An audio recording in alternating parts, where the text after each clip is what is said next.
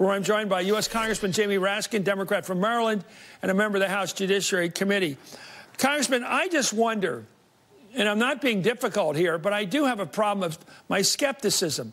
I look at Jerry Nadler, the chairman of your committee. I look at Elijah Cummings, chairman of Oversight. You're on both those committees. They are serious, serious legislators. They are for real.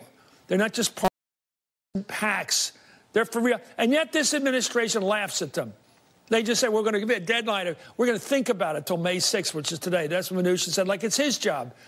And they just say, we're not going to give you anything, witnesses or documents. What do you do in the end to make them do it? Well, we're going to vote on a contempt resolution Wednesday morning, and I expect a unanimous vote among all the Democrats, hoping that some Republicans will see the logic of it, especially since they voted as part of a unanimous 420-0 vote on the House floor to have the report turned over to us. But in any event, our contempt resolution will then go to the floor of the House, and I expect at least all of the Democrats and maybe some of the Republicans to join us. And we're going to hold this Attorney General in contempt of court. In contempt of Congress, doesn't the rather. Justice Department have to roll here? Don't they have to bring charges on contempt? Well, right. We're going to send it to the U.S. Attorney, and they can bring criminal charges. But we also can go to U.S. District Court to ask for a civil contempt and to try to press it like that and to ask for a much more rapid resolution of it. We also have, Chris, powers of inherent contempt, which go back to the early 19th century. In fact, inherent contempt predates criminal or civil contempt. And that was simply Congress just saying, you are disobeying a lawful order of Congress. You're defying our authority, and we're going to hold you. We'd send the sergeant of arms to go get people back in the 19th century. Okay, wherever the sergeant of arms go, this is beginning to sound like Venezuela. Where does the sergeant of arms go? He goes to the gates of the Treasury Department and he asks if he can come in to arrest the Secretary of Treasury, or ask if he can go to the Justice Department and ask for permission to get past the guards to arrest the Attorney General. I don't see it happening. I know you're a constitutional expert, but how does it actually work?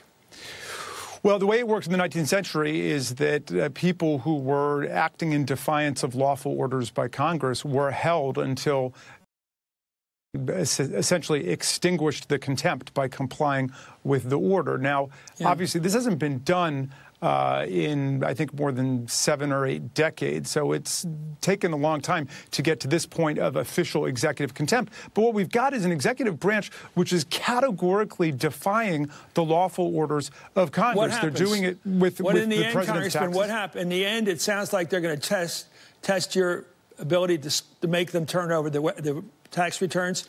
Trump's not going to let any of his people turn it over, so he'll have to make the decision. Do you think he's going to turn over the right to get access to his tax returns? Donald Trump, will agree to that?